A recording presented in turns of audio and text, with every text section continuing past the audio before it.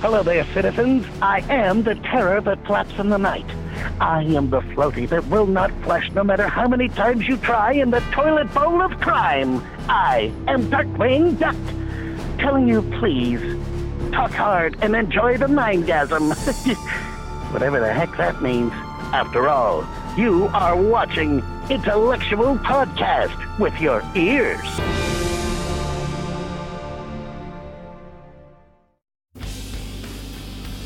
Hello, everyone, and welcome back to the Intellectual Podcast. I'm your host, Dave Dawson.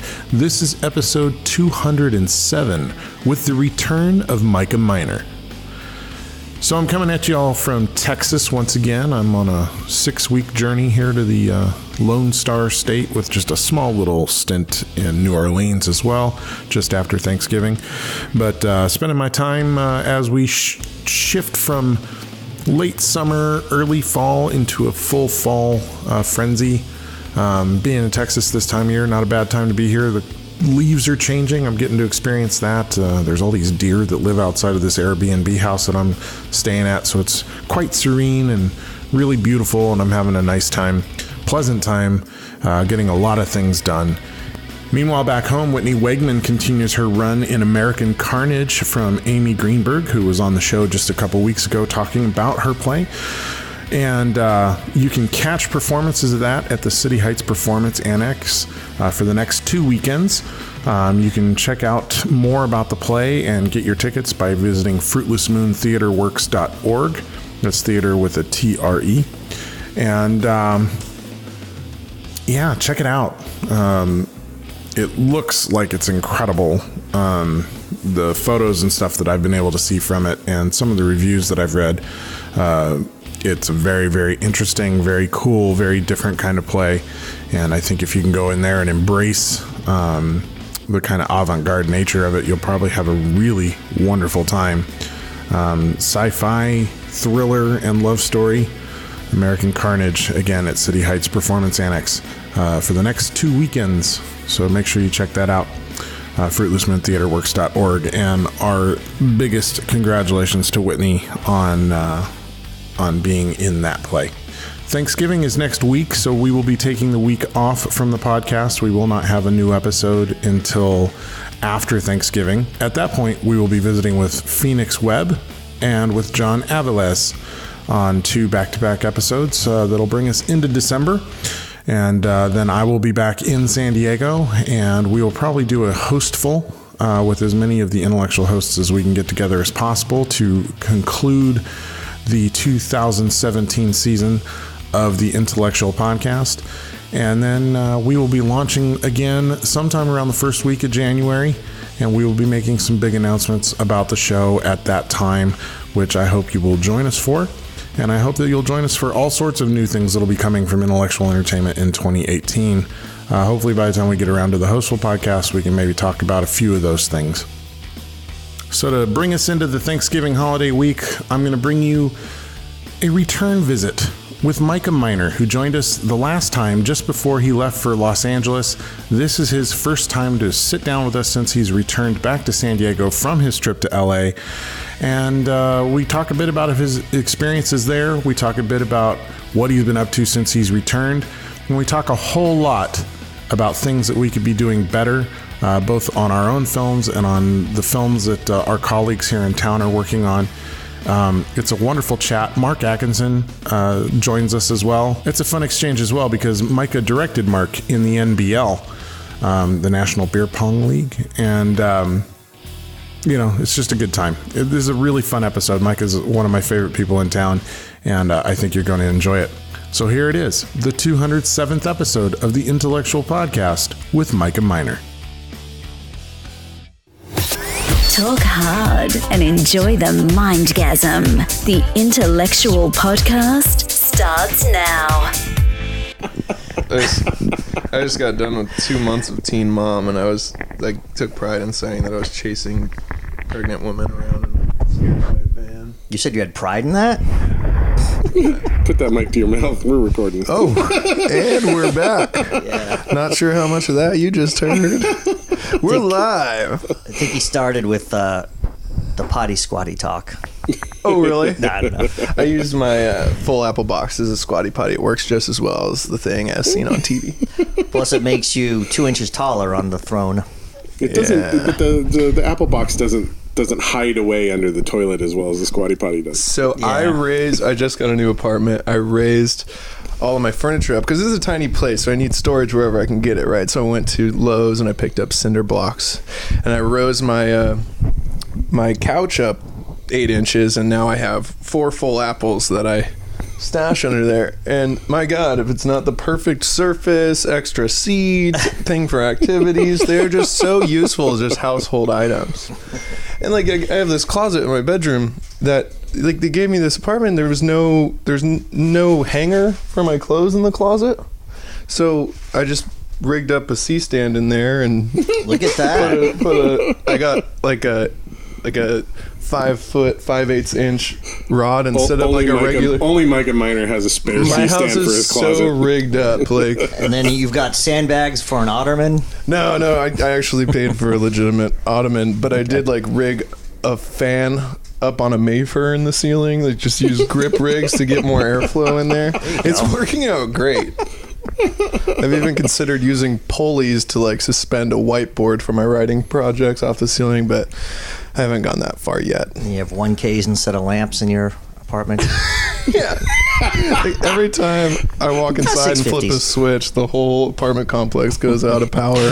Throw some gels in front of it to kind of set the mood if Aubrey It's like comes Christmas over. vacation. Yeah. Literally every light bulb in my house has CTB over it. I like to keep it 5600 in here. There you go. Don't want to keep it too hot. Yeah, got gels on all the lights. It's been a while since you've been on the show. Sure has, man. I've been wanting to get back on this. I really enjoyed it last A time. ton of stuff has happened. Like 2 My years ago was the last time you were? Sometime in 2014, where we left off was. You were going up to LA. That's right. Okay. That's right. To do my big break job at Lapine Grip Co. How long were you there? I was there for 8 months. I So I tell remember people before you left, you were nervous about not fucking up, not living up to expectations or whatever. And I told you then, I'm like, just go up, and if it works, it works. If it doesn't work, you always Still come young. back. Yeah. That's what I did. It's all good, No, you're right? like, be yourself. You're just a kind person. Don't lose And- yourself. I remember saying that. If anything, I found myself there, to be honest with you. Yeah. And in finding myself, I realized that was not the place for me. That was back when you were Micah. And I believe you said you changed your name legally to Micah now, so... It's Micah. Micah Minor. So many people think that's It's the Micah pronunciation. Minor. Micah Minor. But you found yourself up there, huh? In a way, like, this was the hardest thing I ever did. Going up to LA and working at this grip shop was something that pushed me to my utter limits like you couldn't imagine. Oftentimes the days would turn into 10-hour days when they were supposed to be 8-hour shifts. The longest shift I had there was like 26 hours long. Mm-hmm. You know that movie Baywatch with The Rock? Well, we had to load the truck for that movie, and this Teamster was going to come pick it up at 7 a.m. To drive it to Miami, and we had to get this 40-foot semi-truck that was a rust bucket sitting on a lot into a tip-top shape fancy grip truck. And my boss is very last minute with his jobs, and we had 1 weekend to do the whole thing. We had to sand off all the rust, repaint it, put new jockey box doors, and they were custom So it was sizes. above and beyond doing grip work. It was auto detailing. Yeah, I never installed is a jockey boxes before, Yeah, what is and that? I just got thrown in. On the bottom of trucks, there's the little doors that pull up, and they've got a hook. I mean, that just an example. I worked for 26 hours that day. So it was Pimp My Grip Truck. Pimp my grip truck day. That was So it was kind of like the NBL. well. We'll get to that later. Less drinking and more like manual labor, but yeah, something like that. Just like the NBL. The 48 that I worked on with you. We'll get to that, though. Yeah, we'll that's get to another that. story. Yeah, it's another podcast. Yeah. So, yeah, the thing was, I took that job because the man offering me that job was a big fucking deal. Am I allowed to say words? Yeah. Okay. Big deal guy. He's Steven Spielberg's key grip. Like, I do a lot of key grip work. I love rigging and gaffing, but when Steven Spielberg's key grip offers you a job, you don't say no, right? But I had no idea what I was getting myself into. And I want to remain tactful because honestly, it was more beneficial for me as like not just a grip, but just like character building, you know. But I did go through hell there.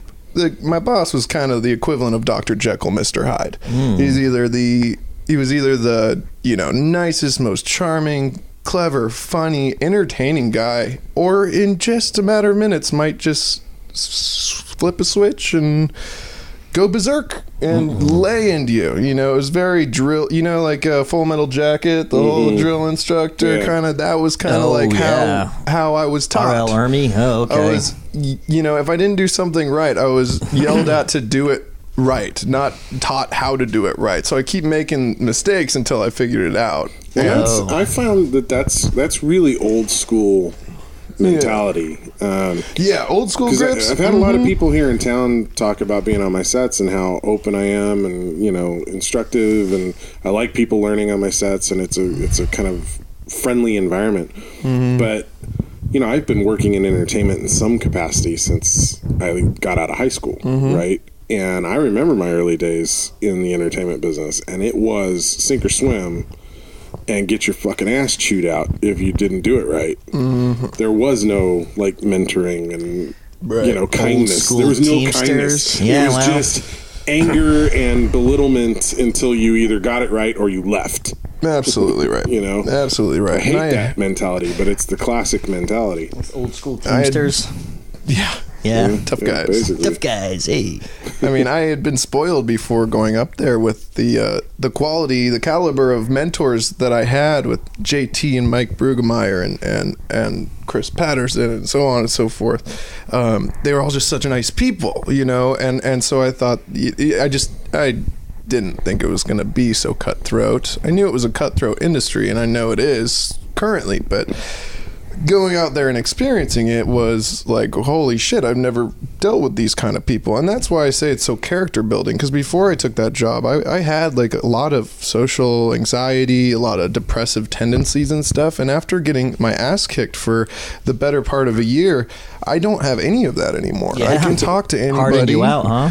Big time, you know. And I'm not an unnice person anymore. I just don't get worked up about things that don't matter. I don't get nervous when there's a problem. How am I going to do this? In fact, I was on this gig. We were shooting at a really, you know, a highly occupied, nice, fancy restaurant, and the DP wanted me to put an 800 Joker HMI light on this flagpole, like 15 feet up, and all I had was a 6-step ladder, and he wanted to arm out safely from just a pole, and I had all the rigging for that, but I mean the whole thing would have been a lot easier had I a 12-step ladder, right? But I'm sitting there, you know, OSHA would have been real proud of me standing on my tippy toes on the tippy top of a 6-step with my arms fully extended, putting a fucking sun gun up really high, and at least you can put the for a 6-step second on top there, of the table. When I was rigging this light, I started to get nervous because some of my rigging points were not working out at first, and the DP was holding the ladder for me, talking at me, like trying to say, why don't you try this, and I'm like, it's not how my brain works the way that he was saying it. And for a second I started to get anxious and like feeling that nervousness, like, oh man, I don't know if I'm going to be able to pull this rig off, everybody's waiting on me, and then I just flipped a switch in my mind. And honestly, I'll tell you the truth, what got me to calm down was, for whatever reason, I just had like a flashback to Jim Kwiatkowski, the boss, the owner of Lapine Grip, and I just heard him in my head screaming at me, what is your major malfunction? What? Yeah. You know, you fucking get it. And then that soothed me. Like, and then I was like, you know what? I've been yelled at before. I can get through this. If I got through that guy screaming at me and doing way gnarlier shit, I can put this 800 Joker and arm it out off of a flagpole way above my head. And then I just was able to do it real quick. And so it's like a really fucked up way of dealing with pressure, but I can just deal with it now, and it's because of that. You know, that's the biggest takeaway from that job, more so than all the grip stuff I learned, because I know a lot about gripping now after doing that. I know what all the gear is. I know how it works, that stuff. But it just it helped me more as like to become a man. You know, even more like, so than being a grip. Yeah, you were like Matthew Modine, Private Joker, in Full Metal Jacket. Yes. Yeah. Joker, Private Gomer Joker. Pyle. Not. I think it's important to go out and do he didn't have the big things that scare you. And I know you were pretty frightened to leave and head up there and do that. But I think that is what helps you kind of define who you are, is challenging yourself, exploring the things that frighten you, and learning you can get through it all. It might not turn out the way you expected, but I think the process of going through that journey is what helps you kind of define those aspects of your being, right? Like when I went up and worked on a boat in Alaska, like I knew nothing about working on a boat. You know, like I didn't know how to tie a knot. You know, any of the different kinds of ways that you can tie a knot, knew nothing about it. You know, didn't know the names of, I didn't know a line from a rope from a... Did you have sea legs? I didn't have sea legs, develop your sea legs. So it was me and my buddy, we went up and worked on this boat. And the skipper, man, he was salt of the earth type, just like, and he was yell at you till you got it just right. Just tell me a sheepshank. And, my buddy who went up with me, he just kind of crumbled under the pressure, under the seasickness, under whatever. And I just learned to thrive in it. And it was like, and I loved it, and it was such a defining moment in my life. Like, I don't know anything about this, but damn it, I can throw myself in any situation. I will figure it out. I will not sink. I will swim, always. And that's been my mentality ever since. But prior to that, everything terrified me. A lot of uncertainty, and it made you nervous, right? Everything but then after being thrown into the fire like that, trial by fire, that's the term. That's it. I believe in that, and I sometimes can be a little harder on people that I'm trying to train in this industry. A lot of kids come up to me and say, "Hey, can you bring me on shoots?" I'm like, "Yeah," and then, if I teach you something once, I expect you to know it next 25 years old. Who are these kids? I mean, I guess it's a relative term. If you don't know righty-tighty, then you're a kid. Yeah.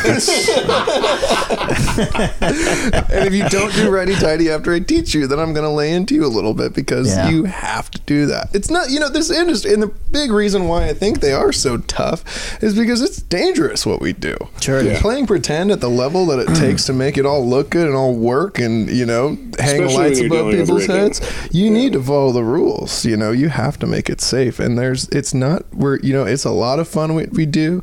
We are getting paid to play pretend and all. But at the end, you got to make sure it's safe. It's real important. So, safety first. Safety first, or crafty first. There you go. Crafty first. I like that. Safety When did you make the decision to come back? What was the deciding factor in doing it? Let me just preface that while I was there, I got to get a little taste of the big show. I got a good experience on a few big union shows. I got a day on Independence Day 2, and I got to load trucks for so many recognizable shows, and I did a Radiohead music video. That's a good story. And I was really enamored by it, but I kept having this feeling I got into this industry to be a director. I've always wanted to be a writer-director, and I know that's what they all say. Everybody thinks they want to be a director, but that's really what I'm meant to do. And even though I'm sitting there, I sat and had lunch with Tom York and Paul Thomas Anderson, and the only thing I could think about talking about was writing and directing, because I'm sitting with these guys. I just don't. I love the lighting and gripping, and I love production work and crew work and being below the line and all that. But that's not, at the end of the day, it's not where I was gonna. That's not what's gonna make me the most fulfilled. You know what I mean? Yeah, you and I are on the same boat. So I just was really given a local 80 union grip career on a silver platter. And Amazon's here. Amazon just got here. You're live on the Intellectual Podcast. How's it going, Amazon guy? Woo! Hey, how's it going, everybody? Oh, yeah. Oh, he's got a big box there. I think that's the Squatty Potty arriving. What's in the box? What's in the box? All right. Yeah, Squatty Potty has arrived. Poop with total elimination. This podcast is brought to you by the Potty Squatty. middle of a good story. It's great. But no, I know what you're saying, Micah, because like I do sound and I AD, but all I want to do is direct. Yeah, that's and writing's even a secondary thing for me. I only write so that I can direct. You need to write something good to be a director. I feel like nobody's going to hand you a paid directing job unless you write a bunch yourself, because you gotta direct shit to become a director. That's just the plain and simple of it. Stuff first. And that's the thing. Well, after 8 months of that, I realized that this life that I was getting handed, this opportunity, this career, I would have been set for life working on Spielberg movies, I'll tell you what. And my name would have been way down there in the credits as Grip. And I would have had a total brag-worthy career from all the cool movies that you've seen that I got to work on and whatever. But that's, I knew that this job was going to just take up all my time, all my energy, and I would be too exhausted, too financially stable. Oh, yeah. To give a shit about excelling my career to an extent. Sure. You're working on big union shows. You're making, $650 for 10 just as a Grip, and then you do overtime. You're working 5-6 days a week. You're making a shitload of money, man. Yeah. And that's what I see. Like, when I told people I want to be a director, they're like, well, what are you doing in the shop, man? A lot of the union Grips were saying that. They all have wives and kids and families, and they're stoked, but they're, that's what the end result would be. I think if I stayed at it or stay with it and I joined the union, and I got all my union days, not even from Lapine. I worked on you're union now. No, I had my opportunity. I collected all my days, well over 30 days, because I worked on that Netflix show that was down here literally right after I moved back. My buddy Ghost Dog got me on Ingobernable. Ghost Dog. Ghost Dog's a big Grip down here. He's a big show Grip. Okay. He was keying this Netflix show that came to San Diego. That's another story. And it flipped union, and I could have gotten, all my union days and paid whatever huge fee. It's like, I hear so many different numbers, but you got to fork over a hefty chunk of change to get your to get in the union. Yeah, it's but like then, SAG, they got the best benefits in the world. You get like free massages and shit, which would be nice. I love to have all the benefits and all that stuff, but I know that I'm still young and I can still do it, man. I just should not settle for gripping, even though, that's my day job. Mm-hmm. But I can't just let that be everything. I really got to give this directing thing a chance, Mm-hmm. And right now I'm in the writing. The writing is the big thing. I need to just write my brains off. So on my days off, that's what I do. I hadn't had a day. I just had a bunch of days off right now, but before that, this whole year has been just crazy slammed, which is a great thing. You've been working on projects left and right. Since you've been back in town, right? Mm-hmm. Mm-hmm. It's been good. But I that's the big goal for me, is I need to write kick-ass script. Every word on the page reads like poetry, and anybody who reads it is like, damn, why isn't this a movie yet? That's what I got to do. I got to write that. Yeah. And then once I have that, I'm very confident with the connections that I've made in Los Angeles, and just like I've got everything lined up. I just have to put in the work to get the script to where it needs to be in order for me to make this dream come true. But I think I can. Are you like most writers? You love it, but you hate it? Like, I wrote something recently, and I liked it, or I loved it, but I hated it, so I guess I just liked it. I don't know. Sounds like somebody needs to write another draft. Oh, yeah. It was the first draft. Rewrite that 35-page short. I'm like, nope. It needs to be 15 to 20. Doesn't matter about page count, necessarily, But I don't like working on first draft films. Like, even if you pay me, which so many things people are making down here. You gotta take this shit seriously. Like, writing is a whole career in and of itself, and I've been really studious in figuring it out, but I still have so much to learn, and I see a lot of naivete. Yeah, that's it. Naivete. And the writing that gets put on my table for people, like, when I'm gripping, I almost intentionally never read the script, because I just don't want to.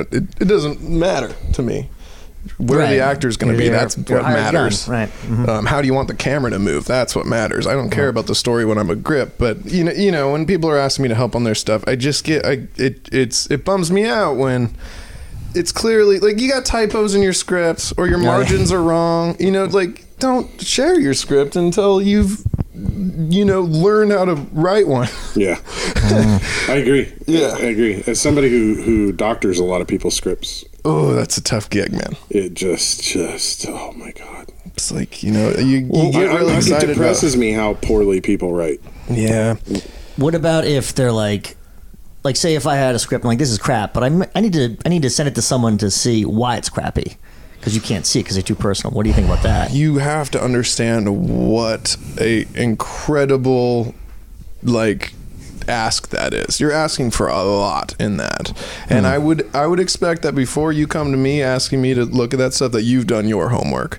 And if you slap a script on my desk that's got giant bulky paragraphs, looks like it's a lot to read all at once, you've already haven't read a single screenwriting book. You do your research and understand the art.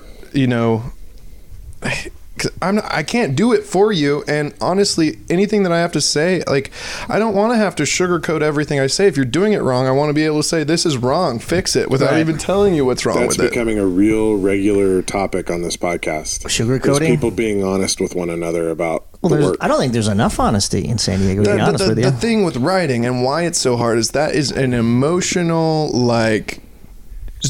someone just poured all of their heart into writing this stuff out, and it took a lot of discipline. That's the biggest, hardest part for me, is the discipline it takes to sit down and fucking do it. But and this is somebody who sat down and did it, and they wrote something, and it's honest to them, and it's real to them, and they did it all by themselves. They turned this blank piece of paper into something that came out of their imagination. They literally made their dreams tangible, right? So that's a huge thing. And then you hand it to somebody who also knows about this art form, and they look at it and they say, that's shit. It's a turd. Well, even if you don't say that's shit. I mean, Mark and I went through this a couple summers ago. What's that? You handed me a Quint script that you wanted to shoot. Oh yeah. And first draft. It was a bit contentious because I said, this isn't ready to shoot. And it was uncomfortable between us all summer long. But I'm never going to sugarcoat it for somebody, because I want their projects to succeed. And for me, it's I'm not, I love you, and I'm happy to work on something with you, but I'm going to work on it with you when it's ready to work on it, know, and we got to get to that point. But it can be so difficult because it is so personal, and especially the Quint stuff with you, Mark. It is, but you're really, you got to build a personal. thick skin for that, I think, is what it is. Yeah, but it's tough. It's tough, even if somebody has the skin. Yeah, it's annoying. It's an awkward position to be in, to be like, oh, I'm glad you sent me this thing you're really happy about. And I would love to do it, but the second you say the but, that becomes just this real heavy comma in the conversation. And we've all written stuff down, right? We all know what it feels like to finish a scene and then be so stoked on it you read it 20 times in a row because it's so good and in your head. And that's something that pretty much anybody who sat down and wrote something feels about what they wrote. They're like, yeah, I did it. And so they're not necessarily prepared to hear any even not to say this is shit, but even constructive criticism almost comes off offensive. Because I just So I tell everybody, once you hand it off to someone else, you have to understand that it's no longer yours. Even the finished film, and you hear a lot of people in the business talk about that. They're like, oh, it was just us when we were making this thing, and now it's out there and it's everybody else's thing. And you have to be able to separate your personal feelings at that moment, because the work has to stand on its own once you let go of it. Once you've put it in somebody else's hands, it's everybody else's to have an opinion about. True that. And your opinion is just one of many at that point. It's really tough. That's a tough art is piece to get to, Yeah. Right. Yeah, it's something I'm not going through right now, but I've dealt with it. But I'm getting better at,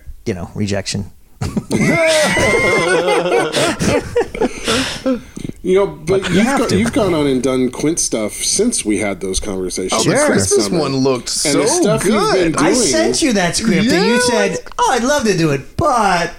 I had to. But the stuff that you've been doing, like a lot of the Yeah. things you and I talked about that summer, Yeah. I see Yeah, the yeah. development and the improvement in what you've written for yourself and the things that you've done for yourself with that character. And it's been fun to watch. It's been fun to watch you like succeeding at Blossom. that, you know? Awesome. That's just the nature of the beast, I guess. Just keep at it, man. Yeah. But we're all only going to grow and get better at this when we're honest with one another. That's just That's the truth thing. of Yeah, it. I think there's if we a keep lot. patting each other on the back all the time, and then It goes nowhere. and then Yeah, well- only talking about what we don't like behind that person's back. Yeah.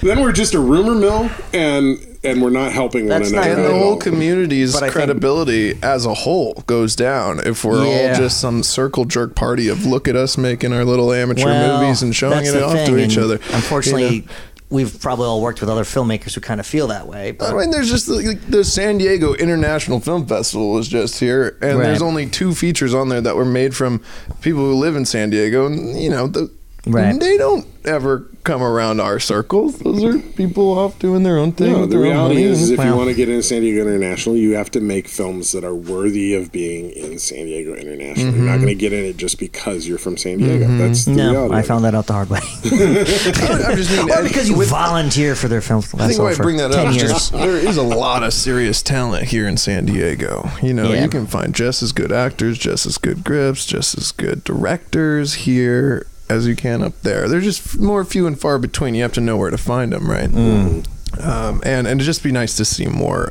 high caliber work coming from this town. I agree. And I intend to provide some of that high caliber work, but it's going to take me time writing. And I also think, and maybe I'm going off on a limb here, but I think we celebrate the 48 way too much here in this community. Fuck yeah, I'm done with that. Are you guys I'm with that? done with Okay. that. Yeah, I've And no been- offense to Robin or Dwayne, they're No, awesome I've people. been They do saying a that on the great podcast job now for 6 months. But let's calm down with the 48. Like I love the 48 for what it has been. Right. It was a lifeline for a lot of us Yeah. in town. That's An a good You excuse know, to get out there and It do was an something. excuse to get out there, and it's still a good excuse to get out there. Sure. I don't. Good I'm networking. personally not going to participate. I think. You say that every year. No, in the first. Well, this year was an exception because Okay. it happened like right in between Teresa and my birthday. Oh, okay. And like, how are we going to hang out with our friends on our birthday weekend Yeah, it was in May this year. when all of our friends are out making 48s? It was Yeah. just kind of like the only way we're really going to get to hang with our friends is make a movie. So we made a movie. That's always cool. But Teresa directed it. You know, like Yeah. we did it a little differently. I didn't direct this one. Teresa you're directed producer it. on it, right? So we had a Okay. little bit of fun. Yeah. But I told Robin and Dwayne already, I want to judge next year, Oh, okay. right? Because I think in some ways that's maybe the better way for me to participate going forward. Because I would like to see some of us who are, veterans of that format and have had our successes and whatever, but maybe aren't really growing from doing it anymore.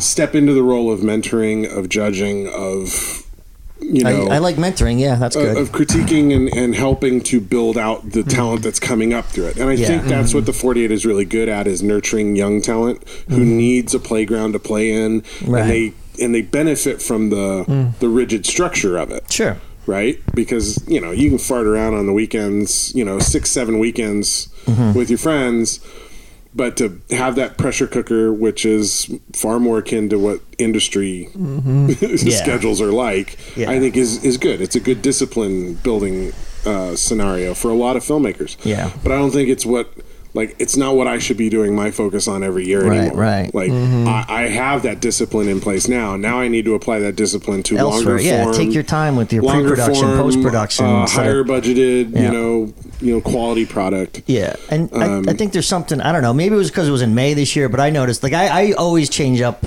my team, and that was an accident at first, but now I'm like, no, every year I want to work with a different team. But I noticed a lot of filmmakers here in town, they just don't like the 48 for one reason or another, because it's just, that's not the way they work. They can't get a quality product done in 48 hours, which is totally cool, and I get it, but I think if you talk to half the filmmakers in town, they're like, kind of like, nah, it's not my thing.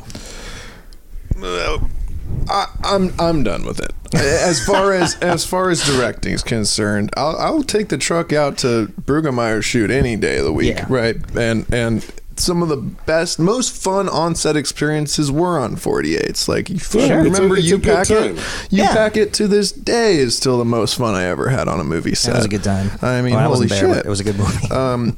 But as far as writing and directing, I did it 2 years in a row. I did Crowd Sorcery and then the NBL. And Crowd Sorcery was a well-oiled machine, and it was one location, like 4 setups in the whole movie, that sort of thing.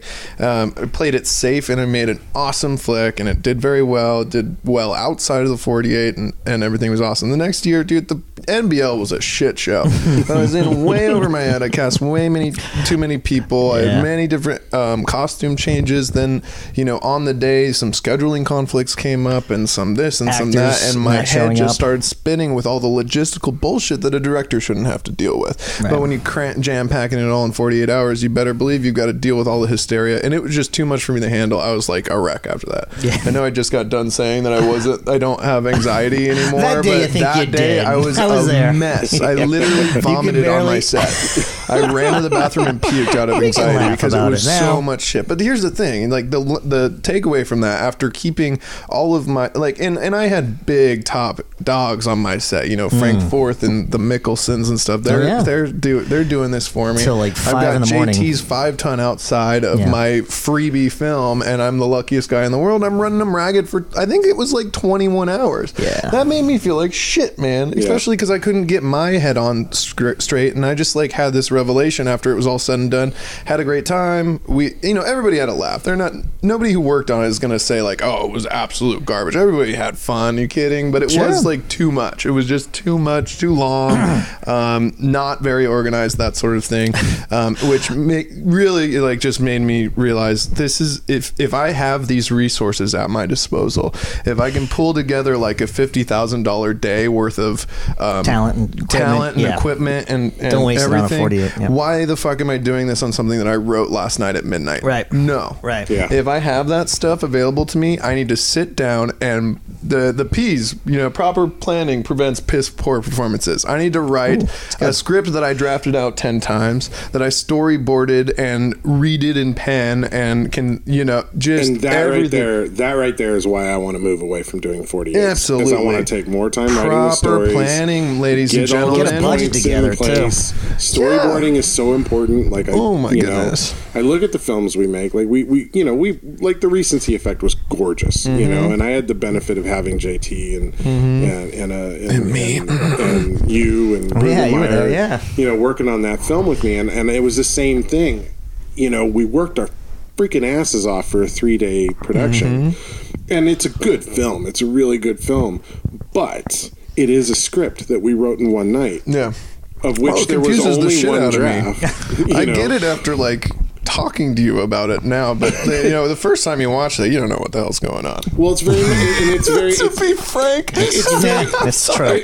I'm in it, and I'm like, but I mean, it was intentionally written to be like, you have to watch this 2 or 3 times to really understand it. Like, that was the intention, and even if I wrote that again now, it would still be very complex. That was the goal anyway. I like that, but it definitely could have used 2 or 3 more drafts on the script before we shot. Every script. But there just was there's no time to do that in a weekend competition. And I think for me, there's a lot of projects being made or have been made in the last few years, even outside of the 48, where people have been applying that same mentality. It's like, hey, I wrote this thing today. Let's go shoot it. And it's like, whoa, like, wait a minute, like there's a process here. Yeah, I was like that with Quit Miss Caroline because we did it around, kind of like how your thing with what's the one when Merrick gets Hookup. Like you had a goal like from concept to final edit 30 days. Yeah, but I still wrote 6 drafts of the script in that 30-day period. Oh, really? Of time. Okay. Yeah. With the Quit Miss Carol, it was like maybe like 2 or 3 weeks from concept to final edit. That's great. Because we wanted to get it out before, like Christmas Eve was and sure enough, I had Ray Gallardo edit it and post it on Christmas Eve, and it feels good when you. It really did feel good. Right? Yeah. But that was still a 3-week process, right? From concept, sure. But it would have been 2 weeks if we. But the did quality move of what location. you did there shows. It looks good. Yeah. It looks the good, actors are good. great. The story is like beginning, middle, and that took end. several drafts. I thank Justin for that. Ray Gallardo, of course, was the DP, and Michael Evans was. I don't know if you know him, but. he was the AD. He really pulled that together. And the actresses too, So the whole thing was great. But again, I think the thing is, I want to see everybody slowing down. Yeah. And not thinking they can write one draft of something, 2 drafts, 3 drafts at a minimum. I think at minimum, sure, but 5 or 6 is realistic. But why shoot anything until you are absolutely certain that script is ready to go? Yep. It's a waste of people's time. It's just that. Why bother? And I've been working on a film with Jeff Zook. He came to us this summer with a script. It was like a 5-page script. It's not a big film, but Randy Davison's in it. Angela Cavaro's going to star in it. And Jeff was like, what do you think? And I was like, I think we need to keep working on the script a bit. How open are you to working on this? And to Jeff's credit, he was like, oh man, absolutely. He's like, I'm a new writer. This is, this is he's like, I've done a couple drafts of this, but I've been talking with Randy and Angela, and they've got some ideas on backstory for the characters and things that could really flesh this thing out. And it's been cool because we started rehearsals and we started improving with Randy. Wow, you're still Angela. writing the drafts too? That's great. And Jeff was in on all those rehearsals with powerful. them. And he went back and did another draft of the film based on backstory stuff that we workshopped with the actors. And then he gave that draft to me, and then I did another pass on it, doctoring up some of the dialogue and whatever. And what we've got now is a pretty solid piece of work that we're going to shoot in a couple of weeks. And it's been a fun process, but it's been a lengthy process. He came to me in June. But it should be 5-page script. We're not going to be shooting it till late October. Yeah. And honestly, I want to get another rehearsal in before we shoot. Yeah. And by God, if something comes up in that rehearsal, I'm going to make some more tweaks to the script. Yeah, I think the final draft shouldn't be written until after a table read. Yeah. Once you've already casted and everything. Yep. Because then, you don't know what the actor's going to bring to the table, and you should not underestimate their ability to bring new life to a character. Yeah, actors are always amazing to bring stuff. They'll even discover stuff as they go. Yes, that's right. Yeah. They'll even discover stuff as they go. So Randy had some preconceived notions of what his backstory was for this character. And then we started doing some rehearsals. He did some rehearsals with Jeff and whatnot before I came on board. And then once I came on board, Teresa and I are co-directing. And so we sat down and started going through stuff with him, and we got him and Angela into this improv thing where I was playing their couples therapist, and the two of them started just going into it, and I was guiding them along with questions, and he came up on the spot, just in the middle of ranting at her about something. He completely went to a different direction with the backstory for his character. And it was so shocking to him. He stopped after a moment. He goes, whoa, why did I say that? He's like, that's not at all what I had planned for this character. Write it down. And I was like, don't fight it. Your id is telling you where this character is and why his motivation and behavior is dictated by what you just came up with. Let it go. Keep going with it. Don't stop it. Such an awesome experience. And you need to trust your actors. And work it with the actors. And Randy's a good trained actor, too. I mean, that's why for the NBL, I'm like... I don't want to name names, but one actor dropped out, another actor was going to play another part with me, and I'm like, I don't know, I think I'll have better rapport with this guy. And then Randy was available, and I thought he did great. I don't know why I was so resistant to Randy, because when he popped up on my set, he was such a pleasure to work with. Randy ran over to your set after he left mine. Oh, well, as he does. Yeah, I remember I was texting him. I'm like, hey, are you done? He's like, yeah. I'm like, well, what are you doing now? He's like, oh, just sitting around in my underwear. Oh, all right. Come down in Chula Vista. I got a part for you, buddy. Yeah. Yeah, and he blew it out of the water, man. I really, really loved working with him. He actually, when we finally got to we shooting your scene, 2 a.m. It was 2 a.m. We're shooting it. I gave you guys a beer because it's a beer movie. We had to get into character. And so it was finally I got to actually chill out when we were doing your scene, because you guys were just making it so easy on me. Yeah. You had memorized your lines and you had made it your own. Mostly improv. I remember both of you came up to me. You're like, can we fudge with the lines? I was like, abso-fucking-lutely. You can write it any way you want as long as you get the hit the marks. Hit the marks of the score of what's going on in the competition or whatever. And damn, you guys blew my mind. I didn't have to direct. Yeah, you guys were I great. didn't have to say anything. You guys just ran with it. And that's what I want to see from actors. And I trust actors to do that. I'm the only grip, I think, in the world that will say that the actors got the hardest job on a movie set to be able to do that. I would say director or producer, but No, I think, it's the actors. It depends on the film. No grip will tell you that other than me, though. I'm pretty fucking sure. the editor too. We got to give credit to Mike Tao too, right? My God, if Mike Tao did not have my back on that film, Yeah. and he didn't like doing it. He told me He was missing Tiki Oasis. Yeah, we went out to lunch the next day, and I bought him a beer, and he said that was really difficult. Yeah. This guy, otherwise polished a big turd. Mike Tao made that really watchable. Yeah. Because if you got to scroll through the raw footage of that, I swear you wouldn't think it's as good as you thought it was.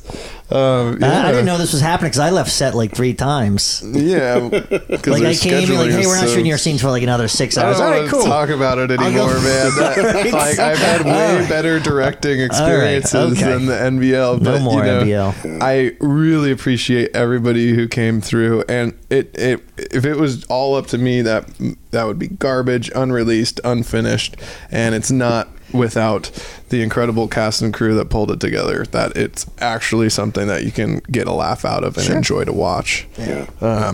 That's amazing. And a big one to Mike Tao for editing that, because wow. it was not So an that easy was the thing. worst directing experience you've had? Well, I've been directing since I was a little kid, so I don't know if that's really firmly the worst. Like, because I've had cops called on me and stuff, shooting illegally and all that stuff. We got kicked out of Anza-Borrego Desert once. Yeah, so did I on a paid gig. Yeah, a full rate 3-ton grip and electric package out in the middle of Anza-Borrego, and they didn't have a permit. What the we got. That's why we got kicked out. There's this job. They took us way out into the boons, And they still found it? and then we went off-roading, and I was so hesitant to bring the 3-ton out on unsolid road, and went out there, and I built a 12x frame, an 8x frame, and a 6x frame, and 2 pop-up tents and tables and chairs, and right when it was starting to look like a movie, park ranger shows up and pulls the plug on it. Get out of here. Gosh, that They gave gig. you a 45-minute lecture they gave us? Well, I was in the car smoking cigarettes. I was letting the above the line people handle that. The ranger who kicked us out when we were out there, he literally sat the entire cast and crew in the sand Now and listen stood here. there Gather and around. Here's the gave right us way to do all things. a 45-minute lecture about Here's the getting the wrong proper way. permits and stuff. Jesus. Yeah, don't go to Anza-Borrego. Those guys are serious about your Apparently permit. not.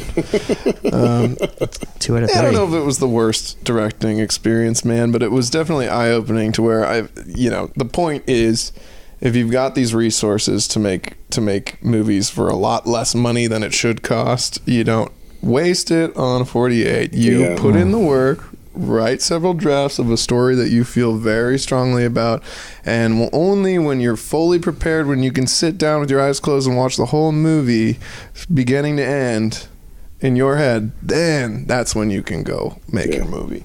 Yeah, this is a public service announcement to anybody listening who wants to make movies, makes movies, wants to write a movie, anything like that. Do yourself a favor. Don't be in such a rush. Don't rush it. Take your time. Stay at it. But You will be forced to rush once you make it big. Like, that's going to happen. Once the money's there and the deadlines are in, like, you'll have to work fast then. So while we're doing it now with no money and, the only way you're going to get to that point, if you take make your time something and make something that people are really going to be impressed something with. high quality, man. That's important. And I don't think that the beer pong movies really. I mean, I got sports film for fuck's sake. That's the genre I got, so I don't watch sports. Of course, I'm going to make beer pong movie, but that's nothing. I would never go out of I would never wake up one day and be like, I want to make a movie about beer pong. No, that was just the card I was dealt on the day. Yeah. So That's the thing. Like, I love the 48 as just a fun thing to do, but don't hold it on a pedestal. You're never going to get something. It's an exercise. No, it's not to knock the 48. Once again, Robin and Dwayne do amazing things with it. I think they're the top 3 best 48s in all the world. Brian and I went to the best of screening at the San Diego International the other day because we had one of our films. Convolution, the one Teresa just directed, was in it, and Brian and I, are very clear that we're not doing the 48 next year. The whole group of us in Intellectual are very clear about that. We're not doing the 48 again. But damn it, sitting there listening to Robin and Dwayne, cheerlead everybody, and their energy is so infectious. Yeah. You want to get Brian back walks out, he's like, they almost make me want to do it again. Yeah. But again, I don't think it should go away by any means, and I think it's a wonderful tool for people to stretch their muscles and practice the art of filmmaking and network and make, that's where they can develop their team that they go out and make better films with, by all means. Yeah. So in no way am I bad mouthing the 48 but maybe it should end exercise. at the 48. But the 48 can't be the end all be all of how you make movies, right? Because then it gets nominated for all these showcases and festivals. And all right, we covered the 48. All right, more. Let's get out of here. Hey, what have you been working on lately? Oh man, well, this summer I was on Teen Mom. There's a new season of I don't know if I'm even allowed to say this, but I worked on Teen Mom. It's not going to be called Teen Mom because none of them were actually because they were all 48 years old. Like 20, 23, whatever. I was chasing around a bunch of girls with babies, and they're not going to call it Teen Mom. It's the same production company and everything, same executives and all that. So it's the same crew. Like all my pay stubs and shit says Teen Mom, but when it comes out, it'll be called something different. I think it should be called Bitches and Babies. Bitches and Babies. But that was 2 months. Yeah. That was 2 months and 5 days a week, and it happened right after a big breakup with my ex-girlfriend. She and I split right before this job started, so I was running through Teen Mom homeless, couch surfing, running 12-hour days, 5 days a week, and crashing on anybody's couch that I could. Dude, I didn't know that. Why didn't you reach out to me, my Airbnb? Oh, I didn't know you had an Airbnb, man. I would have blocked it for you. Oh, I would have. You didn't know that? You know what's a really great story is, into the second month, there was one character in the show who, part of her story, what's really going on in her life is she's moving. She's moving from one place in PB to another place in PB. And we went there and we started pre-lighting their apartment, putting gels over all of the practical lights and all that, putting ND on windows, that sort of thing. And the landlord saw us and they're like, what the they shut us down. They're like, absolutely no way you guys can shoot at our apartment complex. Hard no. Yeah. And so they had to figure out something to shoot the scenes for this character to move into a new place. So they got an Airbnb for her that she didn't stay at, and I caught on to this. Oh. So I went up to the producer. I'm like, hey, can I crash there? Yeah, so I got to for the tail end of my homelessness, I got a full house to myself on MTV's dime. Oh, sweet. Totally. I had girls over and everything. Yeah, living La Vida Loca. Oh, it was great. I really blown away by the how much support I do have. I didn't even need you, Mark. I would have loved to stay with you just to catch up with you. But yeah, that would have been fun. So John Allen people. stays with me sometimes. Yeah. Didn't you shoot his headshots on my patio or something? Sure did. You weren't even home. And we just needed a place to shoot a headshot. Here, John, here's the key. And then you shot ones with him with a beard, and then one with him without a beard. He's like, I remember that. He calls you up. He's like, can I get into your house so I can shave my beard off in your sink? It'll only take... And he clogged the sink. Yeah, John Allen. John Allen's beard clogged my sink. Son of a b. Love that guy. Yeah, he's I really great. do love that guy. Yeah. When he got a shave, I just don't like his beard. Yeah. Oh, man. Oh, that's hilarious. Yeah. So what's on the horizon for you? I got a big week this week. I've got some corporate BS at HP tomorrow. It doesn't matter. I'm making my dreams come true. Nice. I've got a couple days in LA working for Peter Mickelson. Oh, cool. BFF, his parents DP. are my favorite couple. The Mickelsons are the greatest human beings on the planet. Saw them a Earth. lot. They got are. to hang out with them this weekend at the film festival. Yeah, it was wonderful. They're great. You know, they Just wonderful specialize in making dreams come true. They've helped me make all of my dreams come true. For like, let's put it this way: when I come up with an idea of something I want to shoot, first place I go, first person I pitch it to, I go to the Mickelson house there, and I wait for Steve to stop doing whatever he's doing to finally sit down and have a word with me, and I pitch it to him, and he will be bluntly honest. He'll fish for my meaning and reasoning for why I'm doing it, and only if he'll get behind it, then he'll, you know, he's the first step. Like Steve will be like my executive producer and like kind of like, you know, guy who makes it happen, and he really can. And then Elsa's just about the most brilliant artist I've ever had the pleasure of knowing or even seeing her work. Like if you go over to their house, they're floor to ceiling art. Literally their living room has a bomb shelter in it right now. It's amazing. And we shot a 48 for Seattle there. Yeah. We keep coming back to goddamn 48. We're not talking about 48, we're but not. we made a bomb shelter movie because they just happened to have a legitimate bomb shelter. I mean, it's made out of styrofoam. Definitely made it. She's been building this set design. Yeah, it's got For speed Fallout. rail frame, and then they get styrofoam walls that they painted up to make it look like stones, and just like you go into their house, and they're just like, you guys are just 100% awesome artists who are just making it work. And Peter is my best friend, their son. You know, he was who I lived with when I went up to LA. Oh yeah, him and Deep D, right? And then my trick and how I stay working in LA as much as I do is I just left my couch there, because when I moved up there with them, I brought my furniture.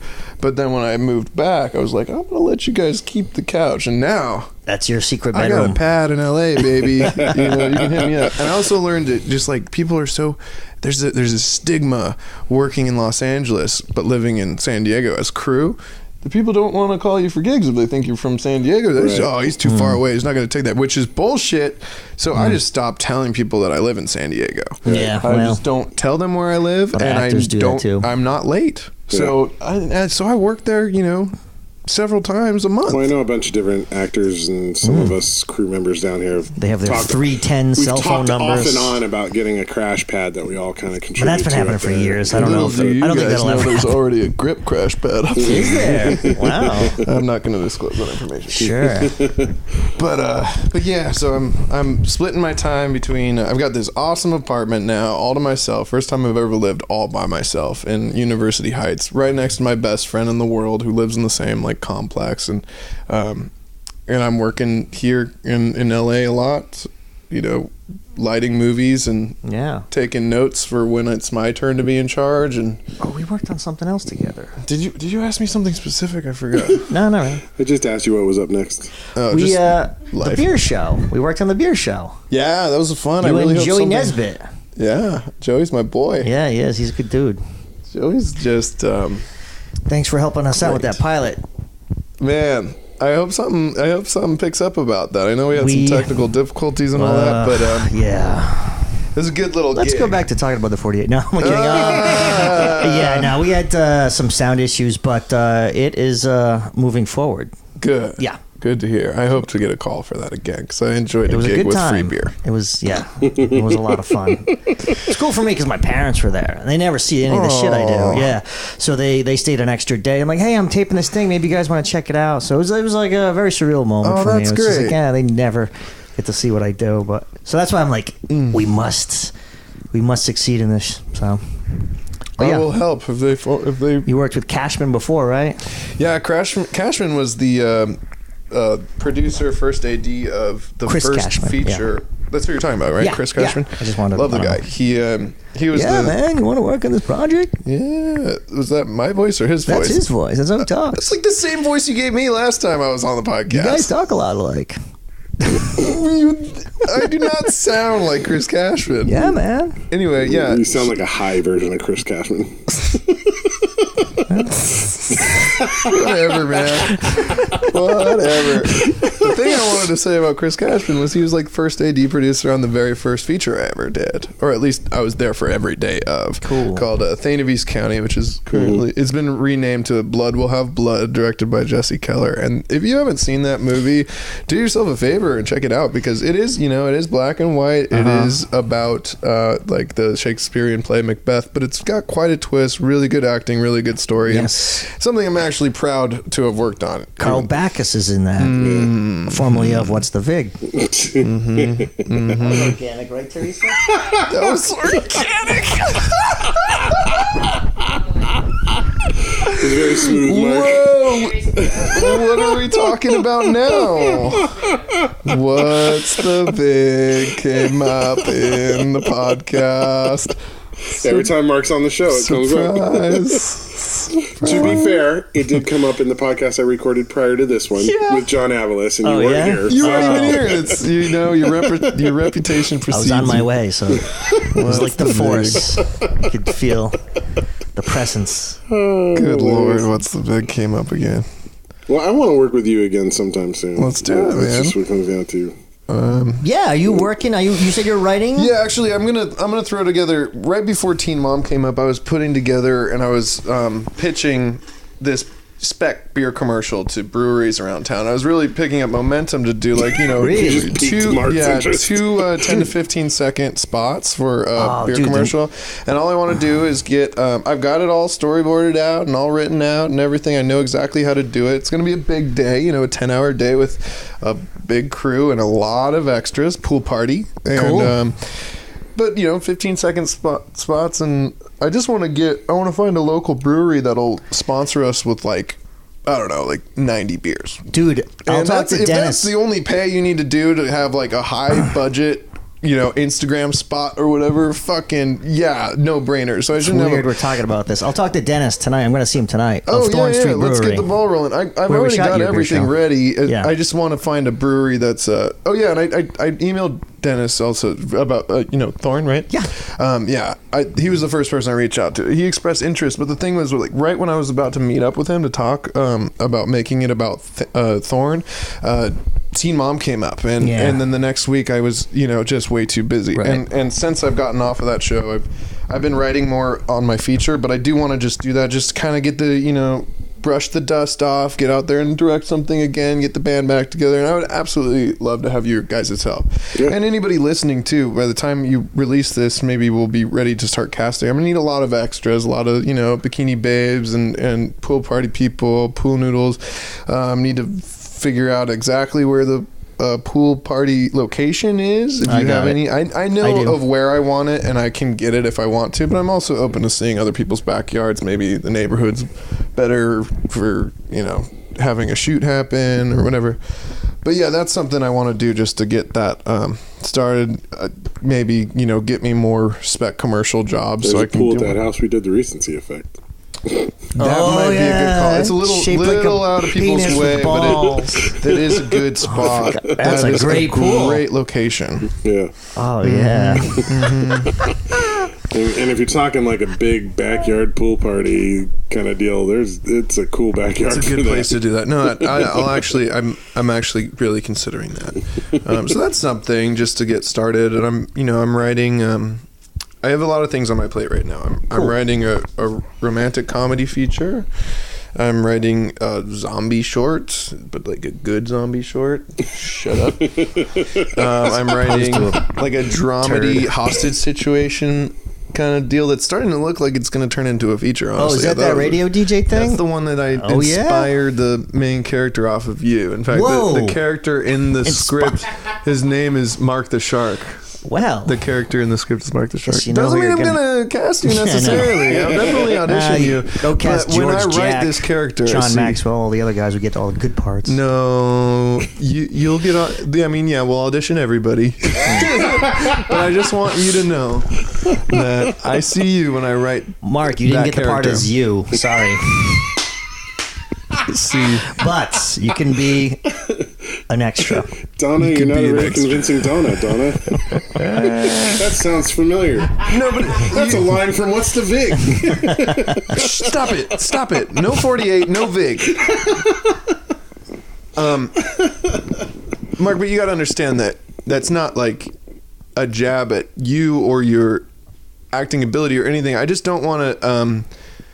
I don't want to restrict myself from any potential, talent that might come through that could. Just because I'm writing the role for you doesn't mean that you're the best person for the role. I don't mean that offensively. No, I know. I mean, I just want to keep my options loves open. Your character. I love, but I mean, I love you, Mark. I really do. I'm not trying to sound like an ass over here, but I just want you to know that, I see you when I write this character, but it doesn't mean it's going to be you. Very well. But it very well could be also. Okay. But you get that? You see where I'm coming from? I'm writing something based on Larry Poole, but it will be Larry Poole. What do you think about that? Did I come off like an asshole just No. I'm kidding, Mike. I'm not. I don't think when at I all. write stuff, I have to picture somebody in those parts. Yeah. Because that's what helps me find the character voice. Cool.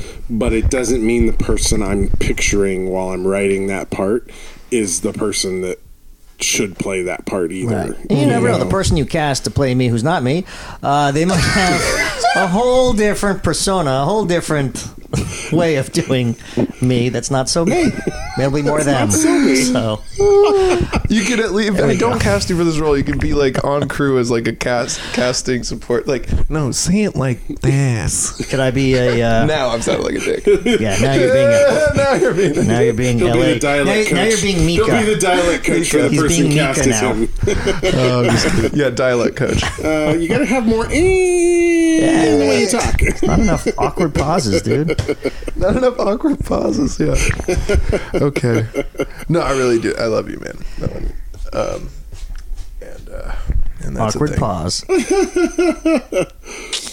Well, man, for what it's worth, I'm glad you're back in San Diego. I'm glad you're back doing things here. Because you are one of the nicest guys in town. Except for just ripping Mark apart right now. No, that's just fun, and that's just part of the podcast anyway. It's okay. Steve's not around, so yeah, usually it's Steve. If Steve's not here, somebody else gets the brunt of it. Someone needs to deflate everything. But no, the reality is you are one of the nicest guys in town. I think you're incredibly creative, and I look forward to everything I ever hear you putting out. So. The fact that you're back here and you're working here, I think, is a benefit to the community that we're trying to build into an industry, and I think that's great.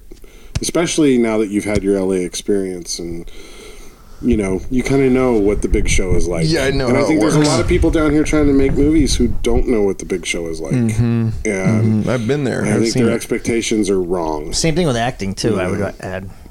Yeah. Because I moved up there like 10 years ago, and I'm like, eesh, is this what the harsh reality's like? Oh my God, actors have it so rough. So bad. That's what I'm saying, man. But it's easier now, though, because YouTube's a thing, DSLRs are a thing. Yeah, but you're not making money as an actor on those things. Not enough to survive. No one Even is. those producers they brought down to the film festival this weekend, the one girl asked the question, how do I help my actor friends, make a living? Yeah. And You he goes, you can't. Tell He's like, I them don't not want to lie to you. act so You much. You Yeah. can't. He's like, they got to do it because they love it. Because there's no money in acting anymore. Especially here in San Diego. It's crazy. It's crazy to hear that from those guys up there. But that's the truth. Is the whole industry is just hard. It's hard, and it's getting harder and harder because of this revolution in independent filmmaking and stuff that you can make shit with no money, and everybody's starting to expect it that way. That's and interesting. Nobody wants You're to pay so right. for stuff. Yeah, you get people say it's easier now more than ever to make films because everything's affordable and small and As compact. an artist, that's wonderful. As a person trying to pay my bills, it's not. Right. Then you just end up spending thousands of dollars on little shit that looks good, but it's really not the professional thing. And then you feel like you've got all the equipment, so you don't need all the crew, and then you don't have any money left over because you spent money on all this gear to get a crew to get a cast together. I'm in a perpetual state of being broke because I'm spending money to hone my craft. It's an expensive hobby thing to Or do. not. It all hobby, goes extinct anyway. You investment. rent your shit, Expensive guys. Rent your shit. Rent your equipment. That's how this industry works. You rent the gear from a house like the one I worked at, or like the equipment, camera house, grip house, that sort of thing. That's the way it's done. Yeah. And I think that you're fooling yourself if you think it's a good idea to buy a camera. because that, my friends, is about to be extinct tomorrow. You know, buy lenses. You could do both, like Tommy Wiseau, right? Isn't that what he did for The Room? And that's a big 35 thing. Like, in a digital side by side. everybody's going to know what The Room is. It's not going to be obscure anymore. Now that this James Franco thing's about to go down, it's not like it's going to be. It was my thing for years, but I'm gonna have to. I'm gonna have to let it. It's okay. I got a new one now. Oh, hi, Mark. Oh, hi, Mark. It's you. It's Mark. My new favorite is Samurai Cop. You know what we're talking about, though, right? Though he shot this movie on Super 35 and HD just to kind of. Yeah, James Franco's got the movie coming out about it, The Disaster Artist, which looks amazing. Yeah. Yeah, I'm all sorts of down for that. I'm more excited about that than I am about Star Wars. What? Same. The No. The Last Did you watch Jedi. the trailer last night? Yeah. Oh shit. I watch it on my phone. Times have changed. I remember when looks Phantom Menace amazing. came out. I'm talking about the trailer of the Phantom Menace. I remember that The experience. trailer for Phantom Menace was pretty good. And It that was way amazing. better than the movie was. No, the movie for was sure. awful, but for sure. the experience, you know, you'd go to see a piece of shit movie to see the trailer. And now I watched it on my iPhone on my bed. I'm like, okay. Come watch it at my house. I've got a 7-foot projector screen. Yeah, I'm looking forward to it, but not as much as The Force Awakens. Yeah, that was No Han great. Solo. I don't know what the deal is with that gerbil, penguin gerbil. The porg. Yeah. They're a bird species that lives on the little island. That wasn't impressed. But I'm gonna see it with enthusiasm. But you know what? There was only one shot of the porg in the trailer. The movie's not about the porgs. But it's sitting in Han Solo's seat. No, it was sitting on the dash. I was sitting on maybe Chewbacca's seat. Maybe Chewbacca's sitting on Han Solo's seat. Maybe. There we go. It was sitting on the dash, but the porg's only like this tall. It's not flying the Millennium Falcon. Sure, we'll all know what the deal is with the porg soon enough. Yeah. Never heard the word porg before this conversation. Well, Micah, like I said, it's great that you're back. I look forward to working with you again really soon. Yeah. Maybe sooner than we've even talked about so far. Yeah. But you know, if you have anything coming up, let me know how I can help. Okay. Well, likewise, I'd come play on your that thing that you did plenty of drafts and rehearsals of that you were talking about. Cool. Yeah, why not? Same with you, man. I'll come do a Captain Quint thing. See, I'm kind of Have you quinted out? yeah. Okay. Ever since a little quinted out. That's okay. No, I still love it. I'm gonna go back to it, but it's definitely back burner at this point. Cool. So I did, Jordan Hates, and that won an award, and then I did the one. Quentin Miss Christmas Carol, one. and that actually just was in a festival over the weekend. Not the San Diego Film Festival, one out in Chicago. But yeah, I kind of want to do something a little different. Yeah. You're an actor. Stretch your wings. Yeah. Stretch them wings. Cool. Stretch them wings. Thanks, Micah. Yeah, thank you guys. Thank you. Thanks for coming out. Thanks for coming up, Mark. Shit. No worries. Yeah. We'll catch you guys again soon. Intellectual boop boop podcast. Boop boop. Boop boop. You know the old saying, you never get a second chance to make a first impression? That phrase is incredibly true in our business. In entertainment, your first impression can mean everything. It can mean the difference of booking a job or not booking a job, having an audition or not having an audition. That first impression can get you in the door and make things happen. And for an actor, that first impression is the headshot. First and foremost, casting directors, producers, they're going to see your headshot and they're going to make decisions about whether or not you get seen based on that one image. So it's incredibly important to make that image an investment in your future. And to do that, you want to find the right photographer, someone who's going to work with you to craft the perfect image, the perfect first impression. And I suggest you check out portraitsbypeggy.com. Peggy's been doing photography since the 80s, and she really knows her stuff. And she wants to work with you to craft the perfect captured image, the one that captures the uniqueness of you and helps you book the job. She wants to work with you. She wants to really get into who you are, what sort of jobs you're trying to book, and help you get the perfect image. So check out portraitsbypeggy.com and book your portfolio session today.